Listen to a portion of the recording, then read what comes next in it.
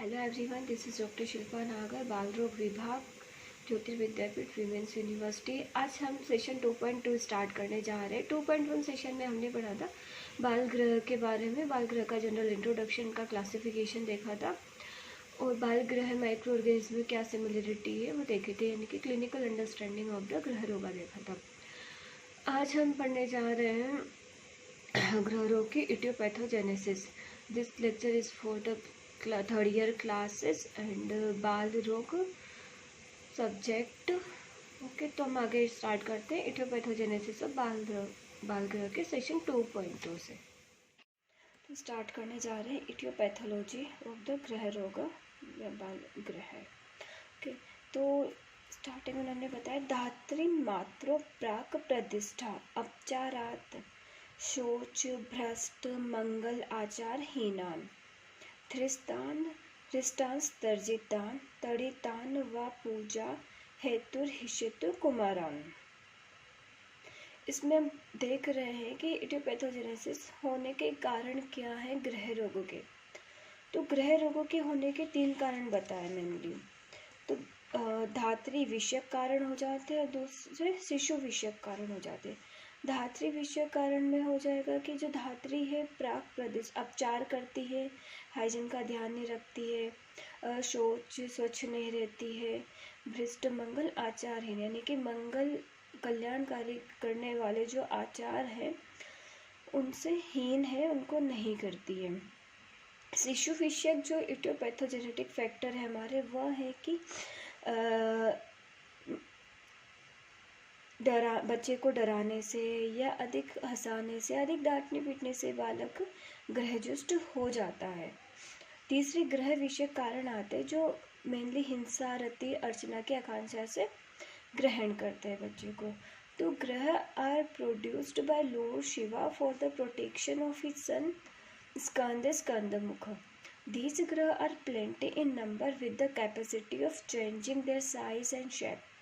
Strongest among all these ग्रह is स्कंद ग्रह। तो स्कंद ग्रह होता है वो सबसे स्ट्रॉन्ग ग्रह होता है और वो ग्रह का देवताओं भी स्कंद ग्रह को कहा जाता है।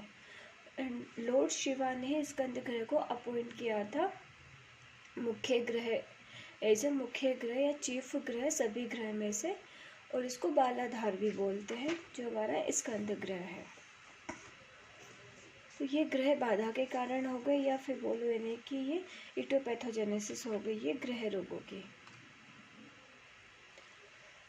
नेक्स्ट हम पढ़ रहे हैं कि when these graha want some occupation Skanda order them to attack and kill following persons.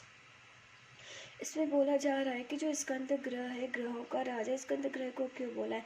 जब भी सभी ग्रह को कुछ काम करना होता है तो फिर स्कंद ग्रह होता है सभी ग्रह को ऑर्डर देता है कि जो भी आचार का पालन नहीं करते हैं, आचारहीन है, उनको जाके व्याधि उत्पन्न करें या फिर उनको नष्ट करें। तो क्या कौन कौन से शिशु या धात्री इनसे अफेक्टेड होते हैं उनकी हम आगे बात करते हैं।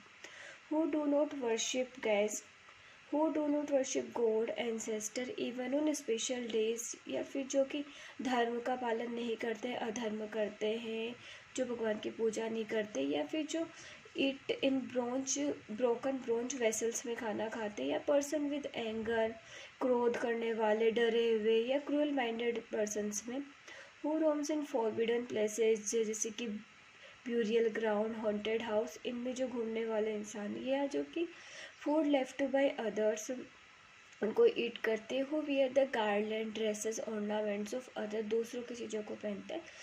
चाइल्ड और mother who are dirty and who weaves in both morning and evening. तो ये बताए कि ग्रह इनको मेनली अटैक करते हैं, इनको किल ज़्यादा करते हैं।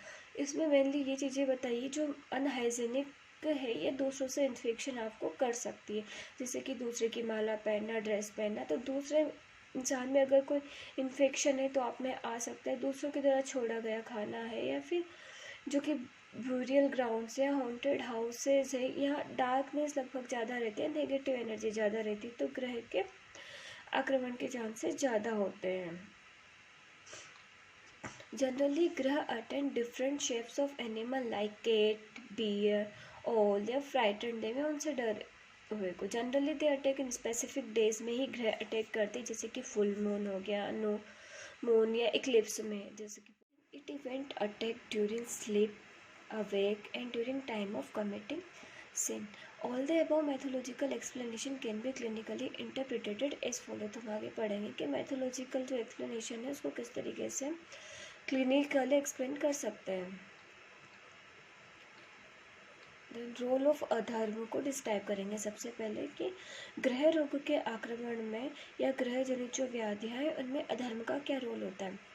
Disorder produced primarily due to graha will not show the situation of the dosha and causes are invisible and आगंतुज in nature। तो जो ग्रह रोग होते हैं वह आगंतुज नेचर की व्याधि होती है, इसमें सबसे पहले दोषिक प्रीडोमिनेंस हमें शो नहीं होती है। Adharma play a very important role in the formation of the pathology. Word adharm mainly refer to any deviation from the rules and regulation of the Sadhuvrat and Swasthvrat leading to personal, social and environmental हैजा।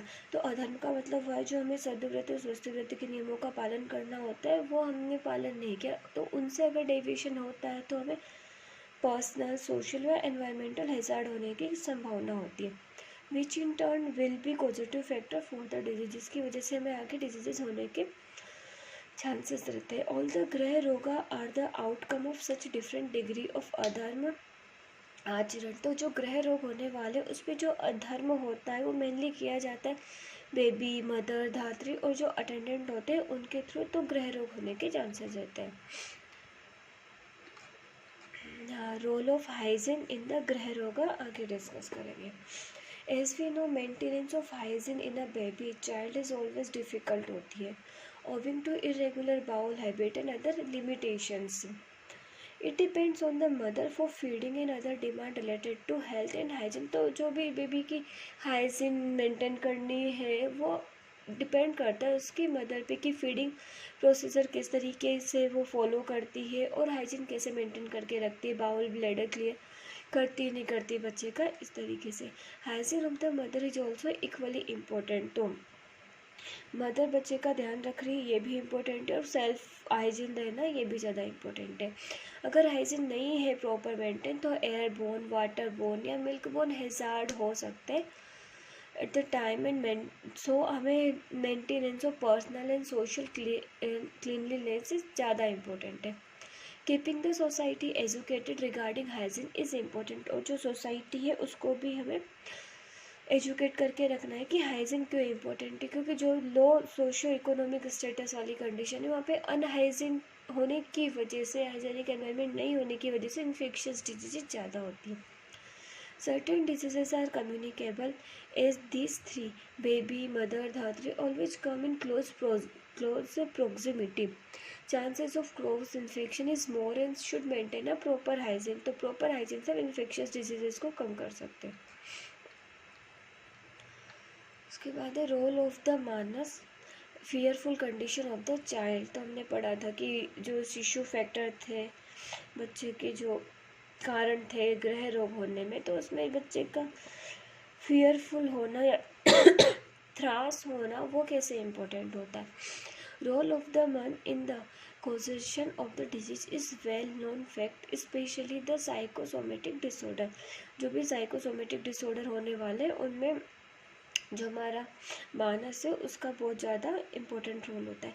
Further in the classic it was explain that ग्रह are having different terrible shape and size which may produce fear complex in the child. ग्रह है वो उनकी जो size और shape होती है उसके कारण बच्चे को डरा सकते हैं। That is a baby can't explain, जो बच्चा हमें एक्सप्लेन नहीं कर सकता है। It is told that child will be an easy victim of ग्रह रोग after an event or act which produce fear like of tossing the child in air, crossing और jumping over it। तो हम बोलते हैं कि बच्चे को हवा में नहीं उछालना चाहिए, उसको क्रॉस नहीं करना चाहिए, जंप नहीं करवाना चाहिए। तो अगर ऐसा हम कुछ करते तो बच्चा डर जाता है और डरने के बाद ग्रह रोग उसमें आसानी से उसको अपना विक्टिम बना सकते हैं। Further in cases of treatment role of दैव्य पार्श्व चिकित्सा इज ऑल्सो हाईलाइटेड। तो कि मानस रोग की चिकित्सा बताई गई है। रोल ऑफ कंसल्टेशन यानी कि disrespect of science and teacher की करते हैं, तो फिर ग्रह रोग इसका कारण कैसे है वो बताया जा रहा है। Teachers, guru and rishi are the main source of knowledge in the society. They were the expert of science in those days, and whether the advice and suggestion given by them carry a significant role in the maintenance of health in the general public. तो पुराने समय में क्या था, guru's, ऋषि, teachers ही होते थे जो main source of knowledge है सोसाइटी के। तो जैसे जैसे वो प्रवचन देते थे, अपनी एडवाइस देते, उस हिसाब से जनरल पब्लिक की जो हेल्थ थी वो मेंटेन होकर रहती थी। डिसओबेइंग और डिसरेप्टिंग देयर एडवाइस, अगर हमने उनकी एडवाइस को फॉलो नहीं किया या उन्होंने जो भी हमें ज्ञान दिया है उसको नहीं माना, तो leads to a disease state which are due to lack of knowledge. तो हमें नॉलेज नहीं होगी और हम वही अनहेल्दी लाइफस्टाइल को फॉलो करते रहेंगे, तो हमें डिजीज़ कंडीशंस हो सकती है। नाउअडेज टू सिस्टम और कंसल्टेशन एग्जिस्ट, तो पुराने समय में गुरु ऋषि थे, आज वही हमारे कंसल्टेशंस हो जाती, जो एक्सपर्ट कंसल्टेशन है regarding to disease, your health, nutrition, diet, इस तरीके से। The person whom we consult is considered as apt to us, तो जिससे भी हम कंसल्ट करते वो हमारे लिए आप्त, जैसे पीडियाट्रिशियंस, कार्डियोलॉजिस्ट या any system expert. Some concept is explained as Dev, Guru, Rishi, shop. In classics में बताया गया है कि अगर हम इनकी बात नहीं मानी, वो हमें शब्द देंगे तो ग्रह रोग हो सकते हैं। अब taking food in broken vessels यानी कि टूटे हुए पात्र में खाना खाने से किस तरीके से ग्रह रोग होते हैं उसके बारे में डिस्कस करते हैं। Eating food in a broken vessel shows the keen observation of Acharya and maintaining hygiene, मतलब ये हाइजीन से रिलेटेड होता है। ब्रोकन वेसल है जैसे कि कोई भी नेग्लिजिबल प्रिपेयर, हम उसमें खाना बना रहे, खाना खा रहे, तो उससे हेल्थ को हज़ार्ड होते हैं। अब accumulation of food in broken या क्रैक्स ऑफ वेसल से, तो उसमें फर्मेंटिंग मीडिया होता है जिससे जो माइक्रो ऑर्गेनिज्म है वो डेवलप होते हैं, और जो भी उनमें फूड रखा हुआ है इन्फेक्टेड हो जाएगा तो फूड पॉइजनिंग लाइक प्रॉब्लम्स हो सकती है। Cleaning the vessel, cleaning the feeding बोतल इन अ बोतल feeding baby, avoid certain metallic vessels of copper, it's alloy should be considered, जिससे कि हमें ग्रह रोग ना हो या कोई इन्फेक्शियस डिजीज, फूड पॉइजनिंग ना हो। ग्रह affect the child with the 3M, जो हम पढ़ चुके हैं कि हिंसा, रति, अर्चना, इनके लिए ही ग्रह मेनली बच्चे को आक्रांत करते हैं। हिंसा में क्या बताया गया है, it is not killing instead torturing और गिविंग पेन। तो हिंसा का मतलब ये नहीं है कि हम बच्चे की डेथ हो रही है, वो बच्चे को टॉर्चर करने के लिए भी ग्रह आक्रांत कर सकती है और पेन देने के लिए भी। डिग्री ऑफ हिंसा depends on the strength and severity of the bodies immune system. जितना ज़्यादा स्ट्रॉन्ग आपका इम्यून सिस्टम होगा उतने कम सिम्टम्स आपको मिलेंगे। Microorganism enter inside the body, then antigen antibody reactions, phagocytosis and tissue injury होती है। तो ये टिश्यू इंजरी या फेगोसाइटोसिस जो हो रहा है, इनके जो सिम्टम्स मिल रहे हैं हमें फीवर या इस तरीके से, ये तभी ज़्यादा मिलेंगे जब या तो हमारी बॉडी की स्ट्रेंथ कम है, इम्यूनिटी कम है। It is a natural tendency of the body to resist those material with antigenicity with are opposite to the body tissue. रति के लिए बोला है, rati is a manipulation of body parts to yield pleasure of the sexual act or desire. Microorganism invading human body, but its entry is guided by a strong sexual thrust which compel it to find a definite or an indefinite host. Like the malaria parasite होता है, वो अपनी sexual life को complete करने के लिए human body में invade होता है। तो इस तरीके से व्यक्ति को समझ सकते हैं। और डिफाइनाइट और indefinite host is a must भी माइक्रो ऑर्गेनिज्म हो सकता है, उसके लाइफस्टाइल या रिप्रोडक्टिव लाइफस्टाइल को कंप्लीट करने के लिए अगर बॉडी के अंदर आ रहा है और उससे जो साइन सिम्टम हो रहे हैं वो ग्रह रोगों में आएंगे।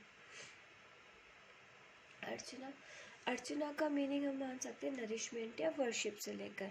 जो माइक्रो ऑर्गेनिज्म बॉडी के अंदर एंटर कर रहे हैं वो उनका मोटिव एक तो हमने देखा कि रहती है अपने रिप्रोडक्टिव लाइफ साइकिल को कंप्लीट करने के लिए आते हैं। दूसरा मेन मोटिव होता है उनका नरिशमेंट लेने के लिए। जब they get nourished increase their colonies it produce disease although their basic thrust is to get the nourishment होता है, लेकिन वो नरिश करके वहाँ पे अपने नंबर्स को बढ़ाते हैं, नंबर्स को बढ़ा करके साइन सिम्टम या डिजीजेस प्रोड्यूस करते हैं। दे में कुछ actual disease during its stay in the body. All the parasitic microorganism enter inside the body to get nourishment. तो जितने भी माइक्रो ऑर्गेनिज्म होते हैं नरिशमेंट के लिए ही अटैक करते हैं बॉडी पे। तो इसलिए का जो पर्पज़ है ग्रह के आक्रमण करने का हिंसा रति अर्चना कंप्लीट होता है। Next morphology and its significance हम नेक्स्ट लेक्चर में पढ़ेंगे। Thank you.